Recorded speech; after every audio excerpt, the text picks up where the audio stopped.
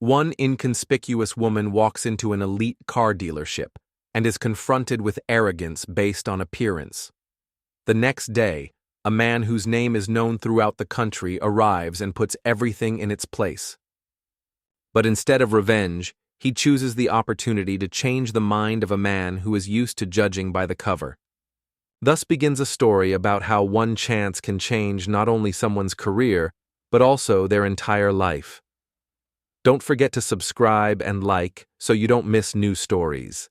The sky above the city was painted a glossy silver color, a morning as if cut out of the pages of a fashion magazine. The Vermouth Motors showroom, located in an upscale area, shone with a discreet shine. Wide glass windows reflected the well-kept streets, and a quiet confidence reigned in the room, filled with the aroma of expensive leather and coffee from an exclusive coffee machine. Everything here was calibrated to the centimeter: varnished floors, cool lighting that emphasized the shapes of the cars, and managers in suits that fit perfectly on their shoulders. Among them was Dylan Hayes, a senior consultant, a man who believed that he understood people as well as car interiors. He stood at the counter, flipping through a tablet with his morning appointments. They were expecting a couple to come test drive the new Loro Zephyr X. It was a big sales day, and Dylan was ready, manicured, smile practiced, tie matched to the polish on the doors of the new concept. He knew who his target audience was: expensive watches, Louboutin heels, an Oxford tattoo, and of course a confident stride. So when a woman in faded jeans, her hair pulled back into a messy bun and a simple backpack walked in, he didn't even glance in her direction. He assumed it was a mistake, like a passerby who decided to admire the cars while waiting for the bus. But the woman wasn't just looking, she was moving with purpose. She walked around the Zephyr, stopped at the new Marin S9, walked around it, squinting as if she was looking for something specific. And then she walked up to the counter where Dylan was standing. "Good morning," she said. Her voice was soft, calm. "I'd like to consult about the Zephyr X model." Dylan looked up and knew. He knew from that look. Not his client. No watch, no branded bag, no ring that could be seen at first glance, no hint of status, no money, no understanding of what Vermouth Motors was. Inside him, a mechanism honed over the years clicked, neutral politeness, an even tone like with a child who has come to a museum and asks to touch an exhibit. "The Zephyr X is an exclusive model," he began, not hiding his condescension. "Limited edition, available by appointment. You wanted to know the specifications?" The woman nodded. "And the complete set, and delivery times, and also, if possible, the possibility of gift delivery without the recipient's personal presence." Dylan blinked. For a split second, he was confused, too confident, too calm, and too worded. But he quickly composed himself. "Of course. Although I must say that the price of Zephyr X starts from $480,000, not including individual finishing." "Excellent," the woman said. "I was just looking at the graphite model with the walnut interior. I think that's what it came with at the Geneva show, right?" He straightened up.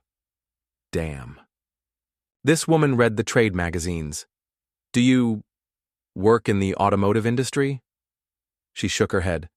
"No, I just love cars, and I would like to give this one as a gift." "Give?" "To my sister. It's her birthday." Dylan couldn't help but grin slightly. A picture immediately appeared in his head.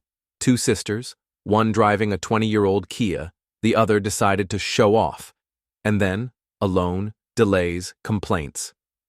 "I understand," he said in the same politely cold tone. "Then perhaps I could recommend another model, for example our Stella GT, much more affordable but very impressive in appearance." The woman looked at him carefully, calmly, without indignation, without reproach, but also without fear. She simply answered, "Thank you, but I came for Zephyr." Dylan sighed. His colleague, Toby, came up behind him and asked in a reserved tone, "Everything is fine?" Dylan nodded. "Yes, it's just, we have a non-standard request here." And he turned to the woman. Sorry, but we don't have the opportunity to show Zephyr at the moment. You can leave your contact information and we'll let you know if there's time. Even a test drive? Only upon confirmed solvency. She was silent for a couple of seconds. Then she nodded. I understand you. Thank you.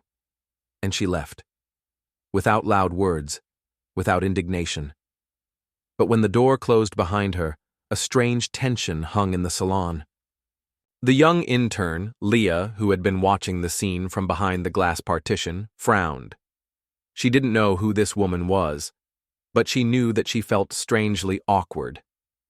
And in Dylan's voice, and in that slight grin, and in the looks of the other employees, there was something that made her press her lips together. Contempt.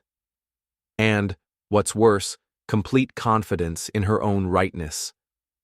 And somewhere behind the doors, walking down a quiet alley, Maggie Hart, the one no one recognized, put on her headphones, plugged in her phone, and answered the call. Hello, Adam. Yes, I found what I was looking for. Pause. No, I haven't. Not yet. I want you to stop by tomorrow. Alone. Just you. Pause. Because sometimes a person needs to see what arrogance looks like, and be reminded how to cure it. And there was no anger in her voice, only calm determination. The kind that breaks down walls, not with a blow, but with presence. The next morning, the Vermouth Motors showroom woke up, as usual, in a mode of refined serenity. The barista was already preparing coffee for the employees only. The automatic aromatization system filled the room with a subtle woody citrus scent, and the managers were checking the daily plan and the latest notifications from suppliers. No one remembered the woman in jeans from yesterday, as if she really had been an accidental mistake, dust blown off the glossy surface of their perfect image. No one, that is, except for Leah, the intern, who was having a hard time swallowing the residual awkwardness that had been stuck in her throat since the evening. She tried to forget, but the inner voice kept whispering, "You saw everything. Why did you keep quiet?" At 10 o'clock in the morning, the doors of the salon opened again, this time not with hesitation, but with precision and weight of tread. A tall man of about 40 entered, wearing a black cashmere coat, an impeccably ironed shirt, and dark trousers. No pretentiousness, no brands screaming about money. But everything about him, his gait, his calm gaze, a slight nod towards the administrator, spoke of a man accustomed to space giving way. The administrator, smiling haltingly, asked, "How can I help you, sir?" "I need a sales manager," he said. His voice was low, even, and without tension. "My wife came by yesterday to look at the Zephyr X." The name echoed through the room like a blow to glass. Leah, sitting by the screen, looked up sharply. Dylan, standing at the side counter, turned slowly. A familiar, confident smile appeared on his face. He approached. "Good afternoon. Nice to meet you. My name is Dylan. Your wife's name is—" The man looked at him carefully, silently for a couple of seconds, as if assessing him. Then he said, "Maggie Hart." Dylan's smile faltered slightly, but he held it in. He remembered, of course, the woman in the jeans, the backpack, the questions about the Zephyr. He bit back an exasperated "Really?" but leaned his elbows on the table instead. I understand. Yes, yesterday was a pretty busy shift. But we can happily book your spouse for a personal presentation if— No, the man interrupted. That's not why I came. Dylan was confused for a split second. Then, how can I help you? I'm Alexander Hart. You've probably heard. Maggie is my wife. She came into this showroom yesterday to pick out a car for her sister. She didn't ask for a discount, didn't demand attention. She just wanted to buy a car. A Zephyr X, by the way, fully loaded. At that moment, the room fell silent. Even the barista, having overheard the conversation, stopped rattling his cups. Leah froze with her hand on the keyboard, and Dylan began to feel a familiar itch under his skin. The approach of disaster. He began. I didn't know. I couldn't have guessed. That's the point, Alexander said calmly, almost softly. You didn't know, and so you decided that she was a nobody, that you could be lenient, that in this room, appearance was valued, not respect. She didn't tell you anything, and that says a lot more about her than anything I could say. Dylan tried to go on the offensive, to regain control. Look, Mr. Hart, there are a lot of people here. We can't always tell the difference. Alexander took a step closer. Not threateningly, just clear. You don't need to differentiate. You need to be human. Being a manager doesn't mean deciding who is worthy. It means being polite to everyone. I assure you, she didn't come so that you would deserve her money. She came so that you would deserve basic respect. I apologize, Dylan said, already feeling sweat break out through his shirt. If I acted, the apology is not for me, it's for her. Alexander's voice became a little harsher. But I'm not here for apologies. I'm here to say our foundation planned to purchase 7 cars of this class for the needs of mobile clinics. This deal is off. We'll find another company, one where respect for a person is more important than his shoes. He turned. Dylan lunged after him. Please, he said. This is a mistake. We work by standards. This is a blow to the whole team. Alexander stopped and looked back. Then let the team rethink what standards mean. He left, leaving behind not only an empty space but also a silence in which thoughts began to sound. Dylan stood there, frozen. His jaw was tense, his fingers were shaking. He could feel the sharp eyes boring into his back. The salon manager came out of his office, having received a message from the manager. He said one thing. Please come to me. Right now. In the office, everything was brief. There was no need to describe the situation. Everything was already clear. Dylan tried to explain, to defend himself, to say that he didn't notice, didn't recognize. There was a large flow of people. But it didn't sound convincing. The manager, a tough but fair man, stood up, looked out the window and said, You didn't just make a mistake. You put an end to the reputation we've been building for years, and you put it there without even realizing it. Are you firing me? No, not yet. But you have a chance. 1. Tomorrow morning, you go to Maggie Hart's foundation as a volunteer, and you work there for a week, all week, no days off, no tie, no client voice. Dylan opened his mouth but was cut off. Either you go there, or to the exit. From here.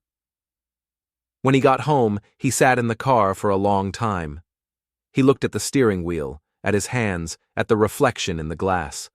And for the first time in a long time, he didn't see a confident professional there. Only a man who didn't even understand at what point he became like that. He remembered the woman's eyes. Not offended. No. Confident.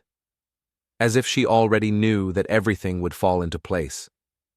And as if he was being given a chance, not to prove something, but to rethink. Everything. From the very beginning. The morning was gray, not rainy, not gloomy, just dull gray, like a sheet of paper on which nothing has yet been written. Dylan stood in front of the building with the matte sign, Sereni Foundation, his jacket unbuttoned and his breathing nervous. He had come early, as he had promised, formally, to show that he was serious, in reality, because he could not sleep. All night long he was haunted not by the face of Alexander Hart, not by the anger of the boss, not by the prospect of losing his job. He was haunted by the eyes of that woman, Maggie, not humiliated, but calm. Like a man who will not argue with you, will simply leave, and give you the opportunity to be alone with yourself.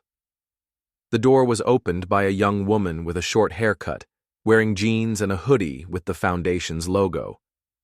Her smile was warm and genuine. Good morning. Are you Dylan? Yes. He nodded. From the car dealership. Come in. I'm Leia, the volunteer coordinator. Come on. I'll show you what's what. He followed her down the hallway, surprisingly clean and bright, but without the excessive office sterility. On the walls were children's drawings, photos of events, quotes written in colored markers. One phrase immediately stuck in his head. Great changes begin with small steps. Leia led him into a spacious room where there were tables with boxes, stationery, and toys. Today you will help with sorting.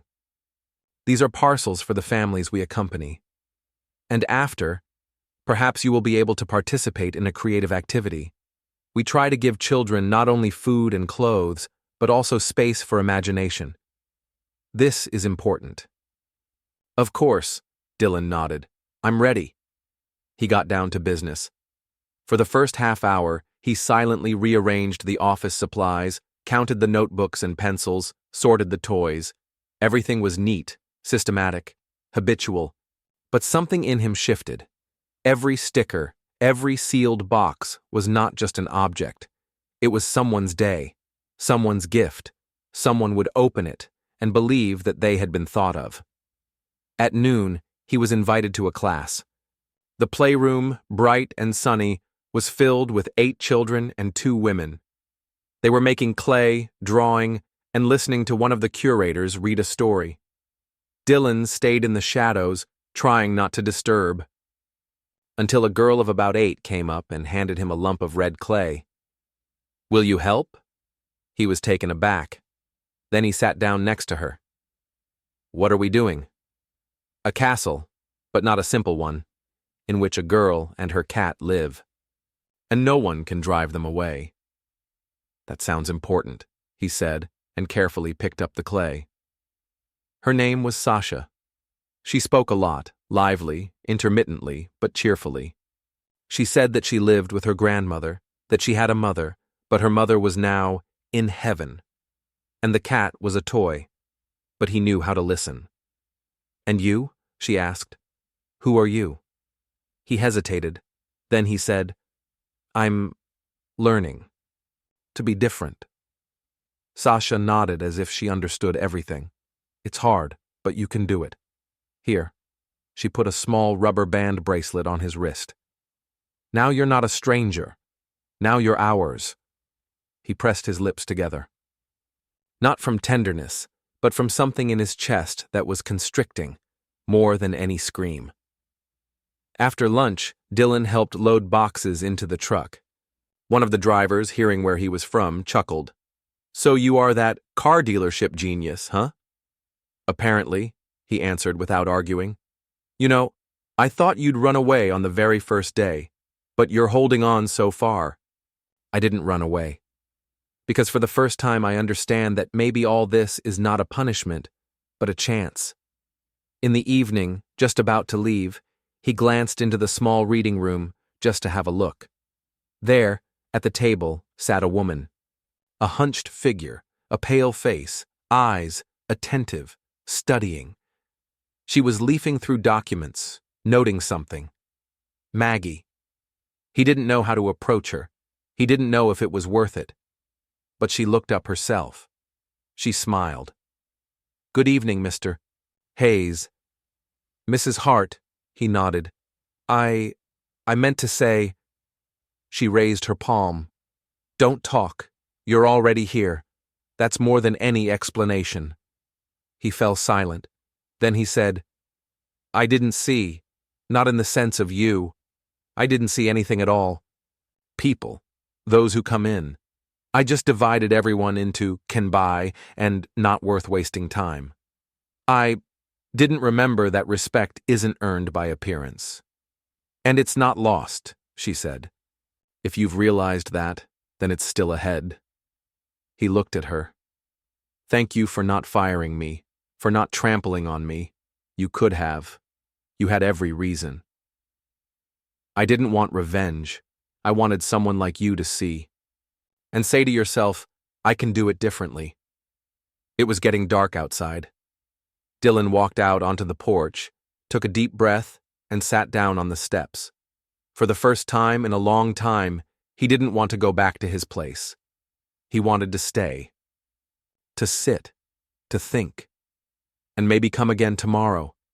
Not because he was ordered, but because something inside him was starting to change, as if he was regaining not only respect, but himself. Dylan no longer came under duress. On the third day, he got up before the alarm rang. He made himself some plain black tea, no sugar, no milk, no usual expensive packaging. He put on his sneakers, grabbed his jacket, and set off on foot.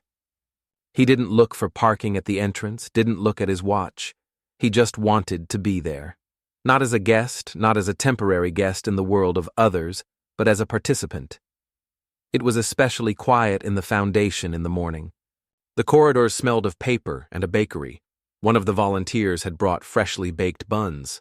There was a silence in the air that made sense, unobtrusive, calm. And it was in this silence that Dylan felt something breathing differently inside him. Leia greeted him like an old friend. Her smile was wider than on the first day. Today is our guest day. A partner school is coming, several teenagers. Will you help with a board game and a master class? Of course, he answered without hesitation. And also, she narrowed her eyes. Maggie will be there today, too. She has meetings before lunch, and then she stays for the reading group. I understand, he answered quietly. He did not seek this meeting, but he was not afraid of it. He was no longer afraid of being seen, for real, without a tie, without status. In the playroom, Dylan helped set up chairs. He already knew not to be too active, but not to hide either. Just be there. Sometimes that was enough. A boy of about 12 years old approached him with a cheeky expression on his face. Who are you? Dylan, volunteer. I haven't seen it before. I'm new, he nodded. And you? I'm Tommy. I came because they said there would be pizza, and because school is boring. At least here they don't make you read out loud. Well, they're going to read it today. Damn it. They both laughed. And in that moment, Dylan realized he wasn't trying.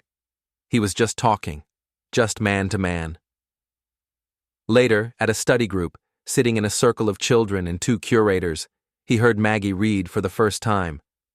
Her voice was even but filled with inner warmth, like a quiet fire on a winter night. She was reading not a children's fairy tale, but an adapted story about a girl who was looking for a home, lost, angry, resisting, but in the end found not a place, but people in whom she felt warmth. When she finished, there was a moment of silence. Even the most restless ones were silent. Does anyone want to say what they felt? Maggie asked. One boy raised his hand. I think this girl didn't find shelter. She found herself. Maggie nodded. Her gaze slid over their faces and settled on Dylan. Yes, she said. Sometimes it's ourselves we search for the longest. After the meeting, he approached her. I don't want to break the format, but if you allow me, I would like to ask you a question. Of course, she said calmly. Ask away. Have you always been like this? She smiled, not ironically, but softly, sadly even. No, I was very different. I was angry, stubborn, proud, offended. But then, she looked away. I saw that I could be useful, and I understood that I don't want to live only in reaction. I want to live in action. These are different things. Resentment makes you close off. Service opens you up. And you forgave me? I don't spend my life holding on to a grudge. It's a luxury. I let go. And you met me halfway. It's worthy. He nodded, deeply, not out of politeness, out of gratitude. In the evening, when he was about to leave, Leia caught up with him at the exit. You'll come again tomorrow, won't you? Yes, if possible. Yes, you can. You did it. What? Become one of our own. Alone at home, Dylan pulled out the small rubber band bracelet that had been lying there. It was faded, a little stretched, but to him, it was more than just a souvenir. It was a reminder of who he had become, and who he no longer wanted to be. He thought, I didn't do anything heroic. I just started listening, and I stopped thinking that I know everything about a person without saying a word to him. And this, as it turned out, was enough to change everything. It had been more than a month since the morning Dylan first walked through the doors of the Serenity Foundation. He had felt like an outsider then, awkward, confused, cornered. Now, everything was different. He no longer wore the mask of professional indifference. He was not trying to hold himself above. He was not proving himself.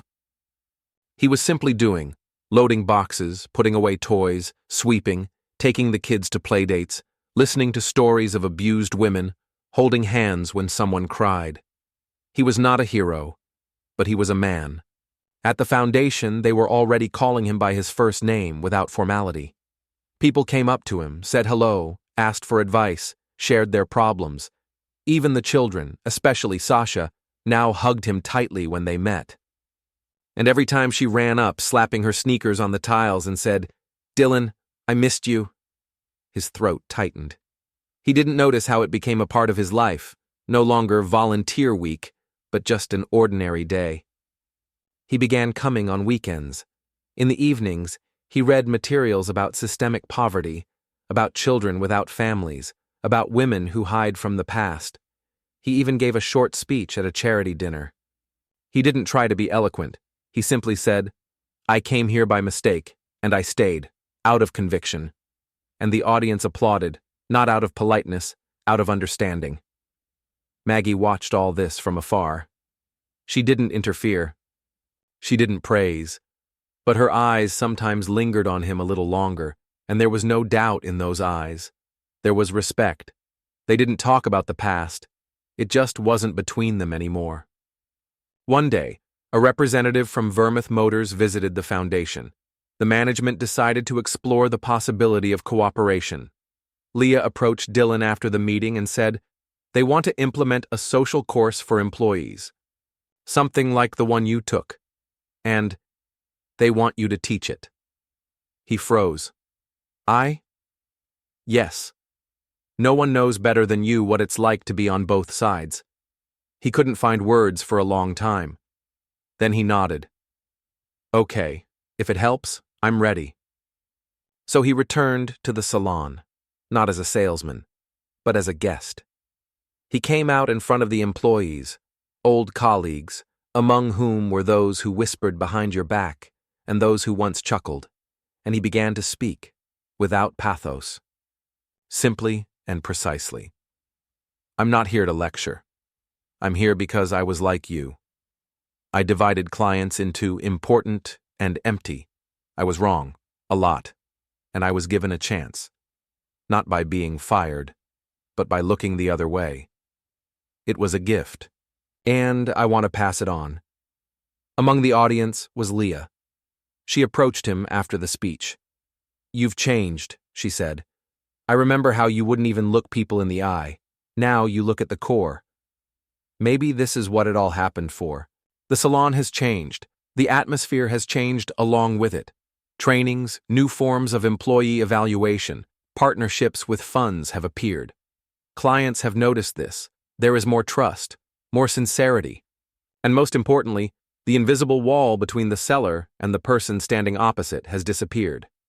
And then one day a woman walked into the salon, a simple jacket, a reserved smile, and next to her, a girl in bright sneakers. "Good afternoon," the woman said. "I'd like to see the Marin S9, the model with the panoramic roof. It's for our summer travel program with the kids." Dylan turned around and met Maggie's gaze. "Of course," he said. "Come on. And I think we have something better." He didn't offer discounts. He didn't wheedle. He was just being honest. And considerate. Because he knew he wasn't selling cars anymore. He was helping people make choices.